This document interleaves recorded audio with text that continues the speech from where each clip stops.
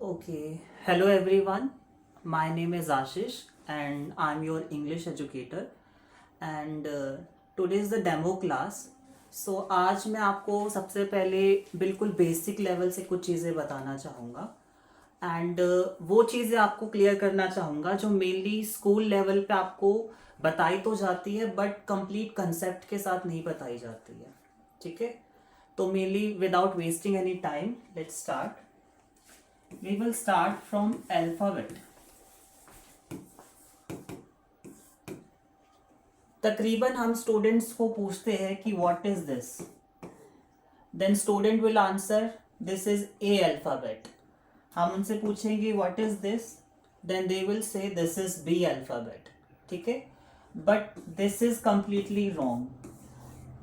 ये आप लोग गलत पढ़ते हो. मैंने बहुत से ऐसे कोचिंग सेंटर्स में देखा है, अगर स्टूडेंट से पूछा जाता है कि व्हाट इज ए, क्या हम इसको ए अल्फाबेट बोलेंगे, then they will say yes हम ए अल्फाबेट बोलेंगे, जो कि बिल्कुल गलत है.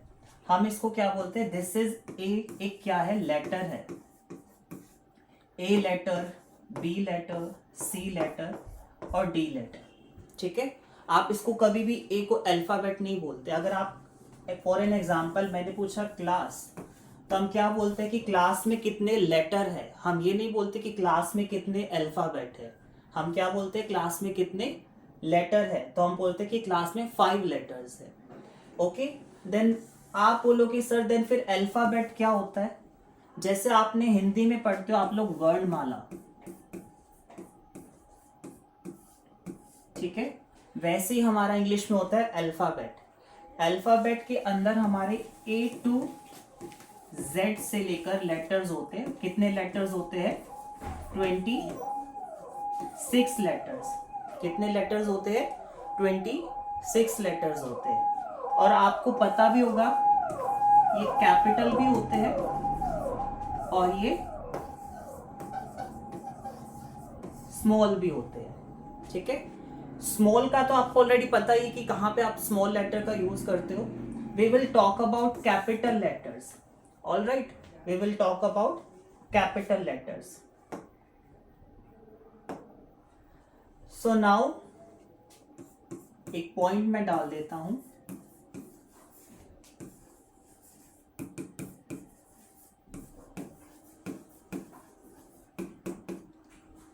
Use of capital letters. ये तो आप लोग स्टार्टिंग से ही पढ़ते आ रहे हो. जब आपकी स्टार्टिंग होती है तो आप लोगों को इस चीज के बारे में तो ऑलरेडी पता ही होता है.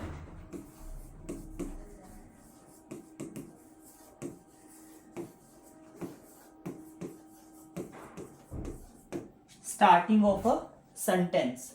ठीक है, स्टार्टिंग का जब भी आपको कोई सेंटेंस स्टार्ट होता है तो उसका फर्स्ट लेटर कैपिटल होता है. फॉर एन एग्जांपल मैंने लिया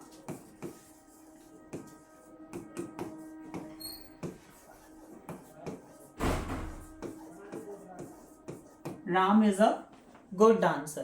तो आप देख सकते हो इस सेंटेंस का फर्स्ट जो लेटर है वो बिल्कुल कैपिटल है. All right, now we will talk about second point.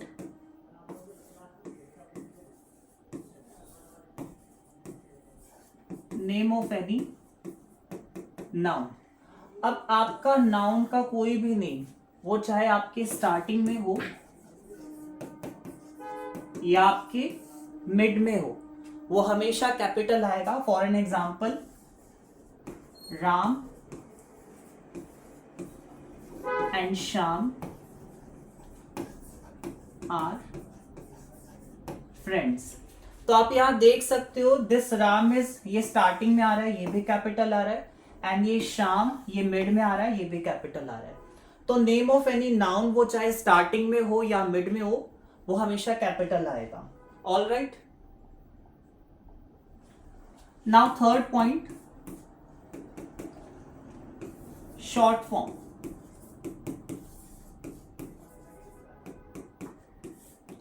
हम किसी भी नेम की शॉर्ट फॉर्म लिखते हैं तो उसको हमेशा हम कैपिटल लेटर्स में लिखते हैं. फॉर एन एग्जांपल एलपीजी, जिसको आप लोग बोलते हैं लिक्विड पेट्रोलियम गैस. ठीक है, हमने लिख दिया IAS, इंडियन एडमिनिस्ट्रेटिव सर्विस. ठीक है, तो कोई भी शॉर्ट फॉर्म आप लिखते हो तो उसके लेटर जो है वो हमेशा कैपिटल आते हैं.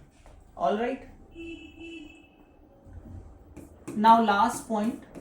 ठीक है, आई. आप इसको चाहे ऐसे डिनोट कर रहे हो या इस तरीके से डिनोट कर रहे हो, ये कैपिटल ही माना जाता है दोनों तरीके से.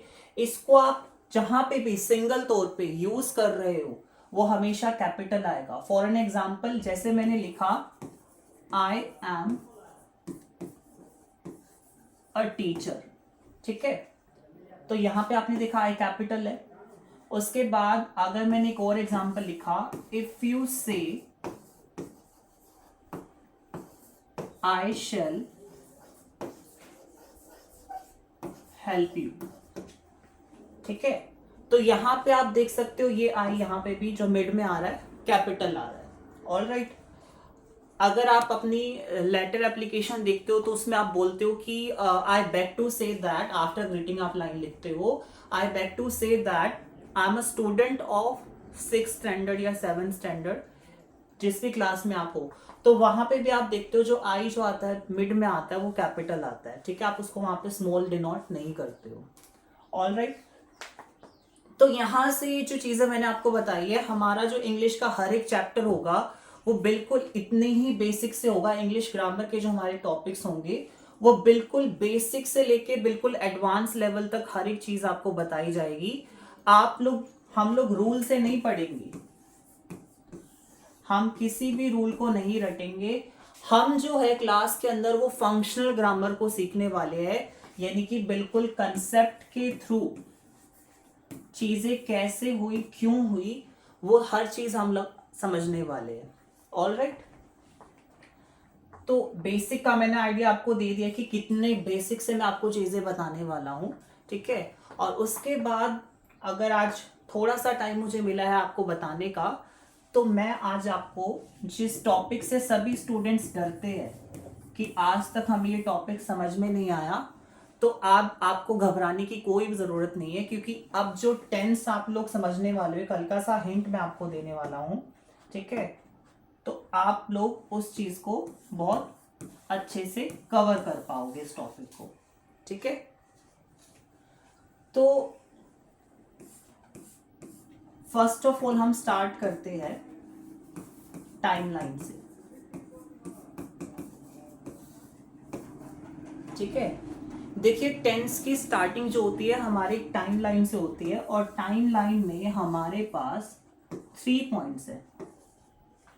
One is present, one is past and one is future. All right, present यानी कि जो अभी चल रहा है. ठीक है, पास्ट आप लोग पढ़ते हो यानी कि जो बीत गया दैट इज पास्ट. ठीक है, बट मुझे एक बात बताइए, कोई भी चीज अपने आप कैसे बीत जाएगी? ठीक है, मेनली स्टूडेंट्स इस चीज में थोड़ा सा अलग डेफिनेशन को याद करते हैं कि जो बीत गया दैट इज पास्ट, जो बीत गया that is past. But for an example, मेरे हाथ में भी जैसे पॉइंटर है, अभी ये पॉइंटर मेरे हाथ में, दिस इज प्रेजेंट, बट मैंने इस पॉइंटर को अगर नीचे रख दिया, ठीक है, जो चीज अभी प्रेजेंट थी वो जस्ट एक सेकंड के अंदर पास्ट में कन्वर्ट हो गई. तो what is the correct definition of past? कि प्रेजेंट से ही क्या बनता है? पास्ट बनता है. प्रेजेंट से ही क्या बनता है? पास्ट बनता है. एंड फ्यूचर के अंदर हम लोग प्रेडिक्शंस करते हैं, हम लोग आइडियाज लगाते हैं कि मैं पास हो जाऊंगा. ठीक है, so this is the timeline concept. I hope कि आपको प्रेजेंट, पास्ट और फ्यूचर के बारे में कंप्लीट आइडिया लग गया होगा कि हम लोग शॉर्ट में एक थोड़ा सा आइडिया लगा सकते हैं कि तीनों पॉइंट्स के अंदर क्या होता है. क्लियर है? Okay, now we will move further to the next concept, that is action. ठीक है, एक्शन कंसेप्ट के ऊपर हम लोग बढ़ेंगे. एक्शन कंसेप्ट के अंदर हमारे पास 4 प्रोसेस होती है. ठीक है, एक्शन कंसेप्ट के अंदर हमारे पास चार प्रोसेस होती है. फर्स्टली हम लोग बात करेंगे कॉन्टिन्यूस प्रोसेस की. ठीक है, इसको मैं एक एग्जाम्पल के तरीके से आपको बताना चाहूँगा। फॉर एन एग्जाम्पल समझिए हमारे सामने खाने की प्लेट रखी है, ठीक है, और उस प्लेट पे काफ़ी सारा खाना रखा हुआ है एंड आप लोग चेयर पे बैठे हो, ठीक है। एक्शन का मतलब क्या होता है, कोई भी काम। आप लोग चेयर पे बैठे हो और आपके सामने खाने की प्लेट है, तो मुझे ये बताइए कि क्या कोई एक्शन हो रहा है। आप बोलोगे नहीं सर कोई एक्शन नहीं हो रहा, ठीक है, क्योंकि आप तो चेयर पे बैठे हो, ठीक है, आप कोई काम नहीं कर रहे। बट सडनली आपको भूख लगती है और आप उस प्लेट से खाना खाना स्टार्ट करते हो, ठीक है, तो तुरंत आप बोलोगे sir wait wait wait wait, action होने लगा, ठीक है। इट मीन्स कि अभी हम लोग आराम से बैठे थे बट हमने जैसे ही अपने हैंड को मूव किया, एक्शन तभी स्टार्ट हो गया। और जब तक हम उस प्लेट से खाने को खा रहे हैं, continue, that is continuous process, यानी कि वो काम लगातार हो रहा है, ठीक है। तो इसको हम लोग ऑनगोइंग एक्शन भी बोल सकते हैं या फिर ऑनगोइंग प्रोसेस।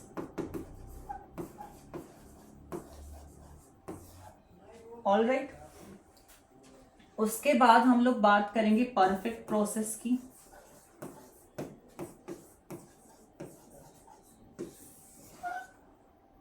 परफेक्ट प्रोसेस यानी कि परफेक्ट का मतलब क्या होता है, कंप्लीट, 100%। यानी कि जब आप उस प्लेट से सारा खाना खा लोगे तो वो एक्शन आप क्या कर रहे थे, खाना खाने का एक्शन कर रहे थे, तो इट मीन्स आपने जब खाना खा लिया तो वो काम कंप्लीट हो गया। तो जब वो काम कंप्लीट हो गया तो हम किस प्रोसेस में आ गए, परफेक्ट प्रोसेस में आ गए, यानी कि वो काम हमने 100% कर लिया, ठीक है। तो हम इसको लिख सकते हैं कंप्लीट एक्शन, ठीक है, या फिर कंप्लीट प्रोसेस।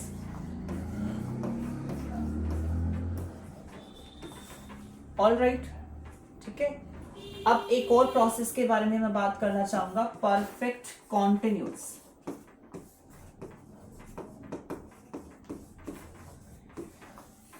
ठीक है, परफेक्ट कॉन्टिन्यूस प्रोसेस की मैं बात करना चाहूंगा, बट इसको बताने से पहले मैं आपको एक एग्जांपल देना चाहूंगा।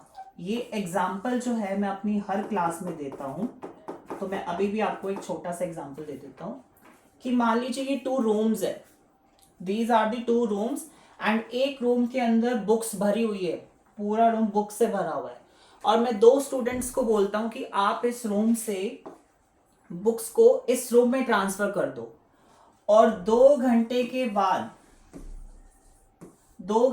बाद मैं आके चेक करूंगा कि आपने कितनी बुक्स ट्रांसफर कर दी। तो जब 2 घंटे बीत जाते हैं तो वो जिन 2 स्टूडेंट्स को मैंने बोला था उन्होंने सारी बुक्स ट्रांसफर तो नहीं की, बट उनमें से हाफ ट्रांसफर कर दी, ठीक है।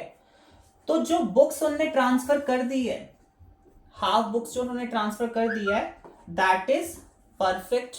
और जो अभी भी ट्रांसफर कर रहे हैं दैट इज कॉन्टिन्यूअस, यानी कि जो काम उन्होंने कर दिया दैट इज परफेक्ट, जो बुक्स उन्होंने रख दी that is going into perfect process, and जो अभी भी कर रहे हैं that is in continuous process, ठीक है। तो इस प्रोसेस के अंदर आपके अंदर क्या हो जाता है, टाइम ऐड हो जाता है, ठीक है। इस प्रोसेस में हाफ काम आपका परफेक्ट होता है और हाफ आपका कंटिन्यू चलता है, क्लियर है।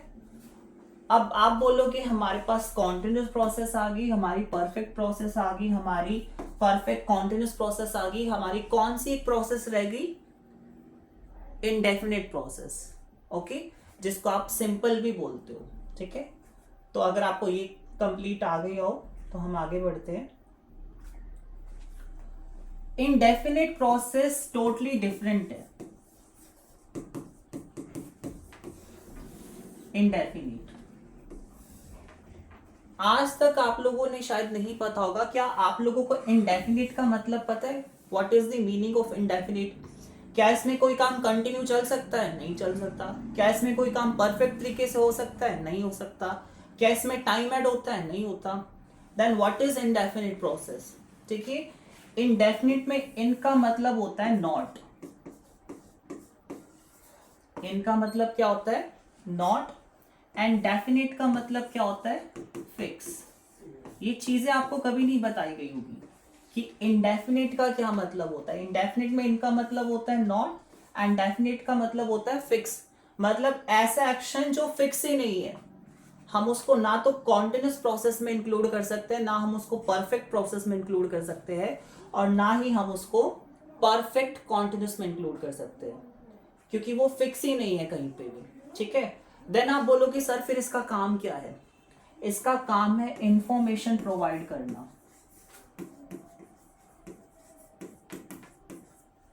इंफॉर्मेशन प्रोवाइड करना एक्शन और नॉन एक्शन की।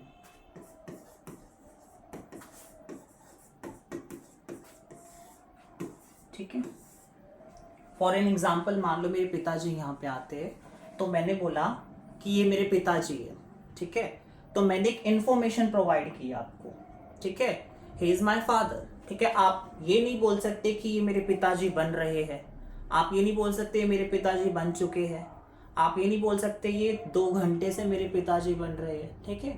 तो आप देख सकते हो कि सिर्फ और सिर्फ इसमें इंफॉर्मेशन प्रोवाइड की जाती है, that is indefinite process, alright. तो जो आपकी एक्शन और नॉन एक्शन की इंफॉर्मेशन प्रोवाइड करे that is indefinite process. I hope आपको क्लियर हो चुका होगा चीजें, ठीक है। अब एक चीज और मैं आपको क्लियर करना चाहूंगा, एक वर्ब का कंसेप्ट और मैं आपको कराना चाहूंगा, ठीक है। आई नो आप लोग मैथ्स पढ़ते होंगे, मैथ्स के अंदर आप मुझे एक बात बताइए, मैथ्स में आप इसको क्या बोलते हो? एक्स स्क्वायर, ठीक है। आप क्या मैं इसको x2 बोल दूं, चल जाएगा मैथमेटिक्स में? नहीं चलेगा, आप बोलोगे नहीं हम इसको एक्स स्क्वायर ही बोल सकते हैं। अगर हम लोग साइंस की बात करें तो H2O आप लोग पढ़ते हो, तो क्यों ना हम इसको साइंस में H20 बोल दे? तो आप बोलोगे नहीं सर हम ऐसे नहीं बोल सकते, ठीक है। तो जब आप मैथमेटिक्स के साथ छेड़छाड़ नहीं कर सकते, जब आप साइंस के साथ छेड़छाड़ नहीं कर सकते, तो आप इंग्लिश के साथ भी नहीं कर सकते। कैसे? जैसे हम लोग पढ़ते हैं वर्ब्स के बारे में, आप लोग बोलते हो V1, V2, V3, कभी भी हम इसको V1, V2, V3 नहीं बोलते, ठीक है। This is the first form of verb, second form of verb, third form of verb. अब कहीं पे तो V4, V5 भी डाल देते हैं, बट वर्ब की फॉर्म आपकी सिर्फ 3 होती है, उसके बाद उनके अलग नेम्स होते हैं, कोई V4, V5 नहीं होता है, ओके। वर्ब की फर्स्ट फॉर्म हमेशा आपकी प्रेजेंट से रिलेटेड होती है, वर्ब की सेकेंड फॉर्म हमेशा आपकी पास्ट से रिलेटेड होती है, और वर्ब की थर्ड फॉर्म हमेशा परफेक्ट, ऑलराइट। जब आपकी वर्ब की फर्स्ट फॉर्म के साथ आईएनजी लग जाता है वो कॉन्टिन्यूस फॉर्म बन जाती है, ठीक है। और वर्ब की फर्स्ट फॉर्म के साथ जब एस या ईएस लगता है तो वो सिंगुलर फॉर्म होती है, ठीक है। अब आप बोलोगे सिंगुलर है तो कहीं ना कहीं प्लूरल वर्ब भी होगी, ठीक है। तो वर्ब की फर्स्ट फॉर्म का एक और नाम होता है प्लूरल फॉर्म, ठीक है। वर्ब की फर्स्ट फॉर्म प्रेजेंट से रिलेटेड होती है, उसका दूसरा नाम होता है प्लूरल वर्ब की फॉर्म। वर्ब की सेकंड फॉर्म पास्ट से रिलेटेड होती है, वर्ब की थर्ड फॉर्म परफेक्ट से रिलेटेड होती है। वर्ब की फर्स्ट फॉर्म के साथ आईएनजी जब लग जाता है तो कॉन्टिन्यूस फॉर्म लग जाता है। इनके और भी नाम होते हैं, बट जब हम लोग वर्ब का कंप्लीट चैप्टर करेंगे then I will tell you. Then verb की फर्स्ट फॉर्म के साथ जब एस या एस लग जाता है तो वो सिंगुलर वर्ब की फॉर्म बन जाती है, ऑलराइट। तो ये सब जानने के बाद अब आप लोग टेंस आइडेंटिफिकेशन कर सकते हो।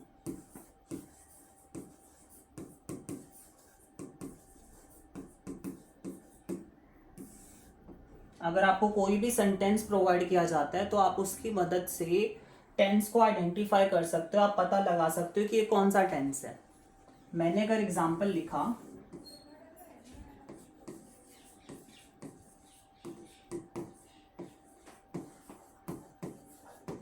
राम इज अ बॉय, तो अगर आपसे कोई पूछता है कि ये कौन सा टेंस है तो कैसे बता पाओगे आप? तो फर्स्ट ऑफ ऑल हमें एक्शन वाला कंसेप्ट देखना है, ठीक है। क्या इसमें कोई काम कंटिन्यू चल रहा है? आप बोलोगे नो। क्या इसमें कोई काम परफेक्ट हो गया? आप बोलोगे नो। क्या इसमें कोई टाइम लाइन ऐड हुई है? टाइम ऐड हुआ इसमें? आप बोलोगे नो। तो अगर हम बोले क्या इसमें इंफॉर्मेशन प्रोवाइड की गई है? आप बोलोगे यस। कि राम इज अ बॉय, हमने एक इंफॉर्मेशन प्रोवाइड की है कि राम एक लड़का है। तो इंफॉर्मेशन किस में प्रोवाइड की जाती है? इंडेफिनिट के अंदर, ठीक है। बट उससे पहले हम एक बार वर्ब देख लेते हैं, ये कौन सी वर्ब है? इज यहाँ पे क्या है? वर्ब है, ठीक है। अगर आपको पता होगा तो बी 3 हिस्सों में डिवाइड होता है, इज, एम और आर, ठीक है। ये वर्ब की फर्स्ट फॉर्म होती है। देन वर्ब की सेकंड फॉर्म वॉज वर, ठीक है। देन वर्ब की थर्ड फॉर्म बीन, ठीक है। वर्ब की फर्स्ट फॉर्म है ये। वर्ब की फर्स्ट फॉर्म किससे रिलेटेड होती थी? प्रेजेंट से, ठीक है। और इसमें क्या प्रोवाइड की गई है? इंफॉर्मेशन प्रोवाइड की गई है। और इंफॉर्मेशन किस में प्रोवाइड की जाती थी? इंडेफिनिट प्रोसेस में। तो जाहिर सी बात है, आप लोग ने बता दिया कि ये कौन सा टेंस है, प्रेजेंट इंडेफिनिट टेंस है ये आपका। क्लियर है? तो इस तरीके से आप टेंस को आइडेंटिफाई कर सकते हो। बट ये और भी ज्यादा डिटेल्स में होगी चीजें। क्लासेस स्टार्ट हो जाएगी यानी कि मंडे ऑनवर्ड्स, यानी कि कल से। Today is the demo class ना, तो I am just telling you कि क्या क्या चीजें हो सकती है और कितनी डीप से होगी आप आइडिया भी नहीं लगा पाओगे, क्योंकि आप कल जान पाओगे ये सब चीजें।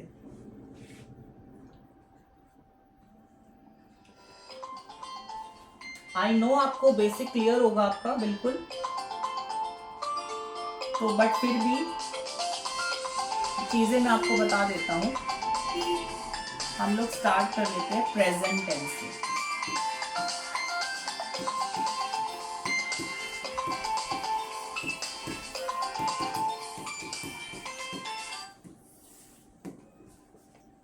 ओके,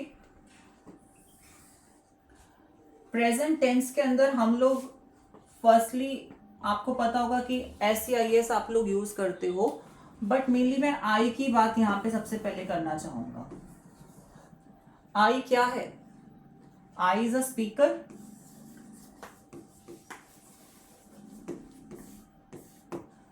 आप आई के साथ हमेशा वर्ब की फर्स्ट फॉर्म लगाते हो, ठीक है। आप कोई भी बुक उठा के देख लेना, ठीक है। हमेशा आपको आई के साथ वर्ब की फर्स्ट फॉर्म मिलेगी। वो अलग बात है, टेंसेस के अंदर आप बोलोगे सर आई वेंट भी होता है, वहां पे तो वर्ब की सेकंड फॉर्म होती है। But that is the structure, वो आपका स्ट्रक्चर है, वहां पे आपको सेकंड फॉर्म लगानी पड़ेगी। बट अगर आप टेंस की जगह कोई भी बुक उठा के देखते हो तो वहां पे हमेशा आपको आई के साथ वर्ब की फर्स्ट फॉर्म मिलेगी। आप आई के साथ हमेशा एम लगाते हो, ठीक है। तो क्या मैं एक क्वेश्चन पूछना चाहूंगा आप सबसे, क्या आई के साथ हम लोग इज भी लगा सकते हैं? तो आप लोग बोलोगे मे बी सर नहीं, हम इज नहीं लगा सकते, आई के साथ हमेशा एम लगता है, ठीक है। जैसे मैंने बोला आई एम अ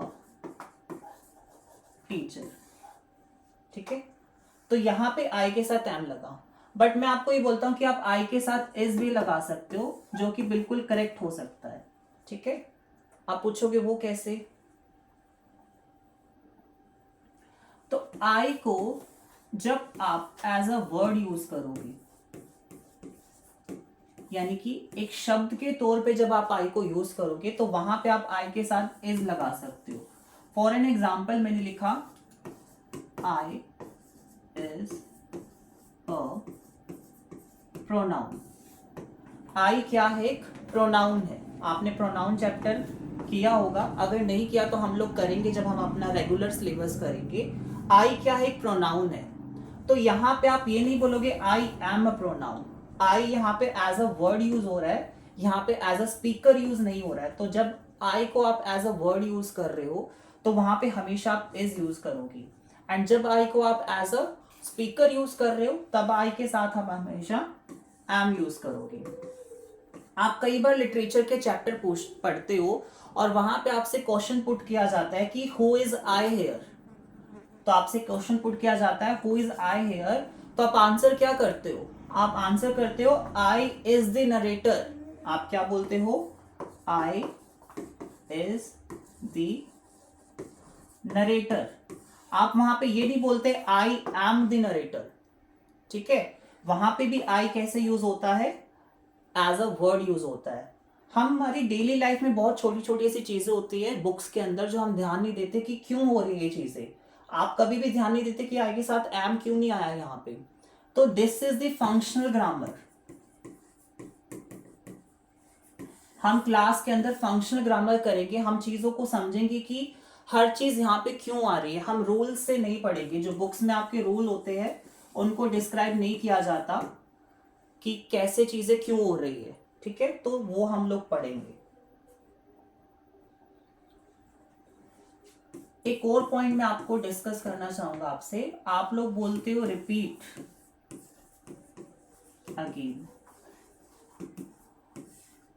हम क्लास में कई बार डिस्कस करते हैं सर रिपीट अगेन, ठीक है, रिपीट का मतलब क्या होता है मुझे एक बार बताइए आप। दोबारा। एंड अगेन का मतलब भी क्या होता है, दोबारा, ठीक है। तो जब रिपीट का मतलब भी सेम है एंड अगेन का मतलब भी सेम है, तो हम इन दोनों को एक साथ क्यों यूज कर रहे हैं, जो कि बिल्कुल गलत है। हम लोग कई बार बोलते हैं पास्ट हिस्ट्री। पास्ट का मतलब जो बीत गया, एंड हिस्ट्री में भी क्या होता है, जो बीत गया। तो जब दोनों का सेम मीनिंग है तो हम इसको साथ में बिल्कुल यूज नहीं कर सकते, जो कि गलत है। जब आप सेम मीनिंग के वर्ड, दो वर्ड एक साथ यूज करते हो तो उसको हम लोग क्या बोलते हैं, superfluous. And what is the meaning of superfluous, excess. Excess means beyond what is needed, जिसको आप बोलते हो जरूरत से ज्यादा। कोई भी चीज जब आप जरूरत से ज्यादा इस्तेमाल कर देते हो तो वो सुपरफ्लॉस कहलाती है, ठीक है। अब आप बोलोगे कि हम इसको प्रेजेंट इंडेफिनिट में कैसे यूज करते हैं, तो लेट मी टेल यू। आपका जो प्रेजेंट इंडेफिनिट होता है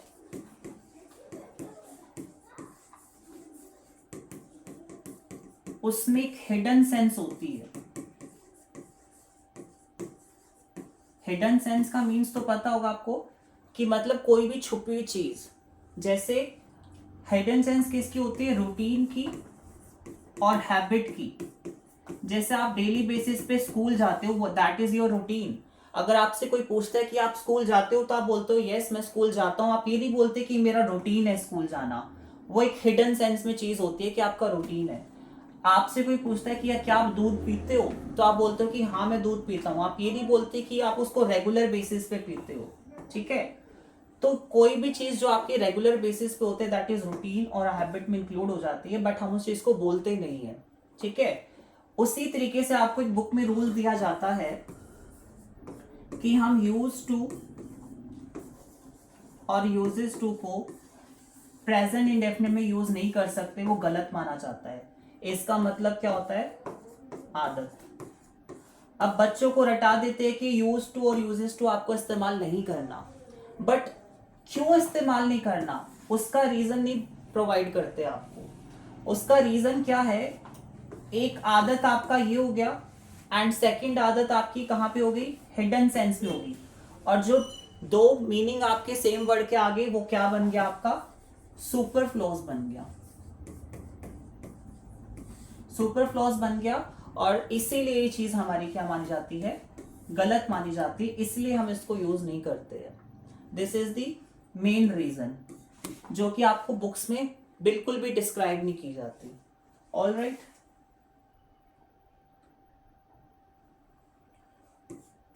now we will move further, talk about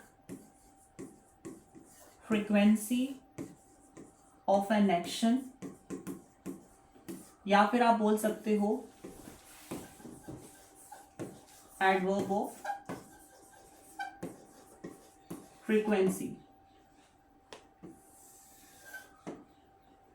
means ये आपको बताती है मेनली एडवर्ब क्या होता है। आपको सिर्फ एडवर्ब के बारे में पता होना चाहिए इस पॉइंट के अंदर कि आपकी एडवर्ब क्या होती है। वैसे तो एडवर्ब का एक पूरा कंप्लीट चैप्टर है जो कि हम लोग करेंगे, लेकिन जो हमारी रेगुलर क्लासेस स्टार्ट हो जाएंगे उसमें हम लोग कवर करेंगे। मैं अभी आपको नॉर्मल बता दूं, जब आपको ये बताया जाता है कि आपका एक्शन कब कब हो रहा है, यानी कि एक्शन कब कब हो रहा है,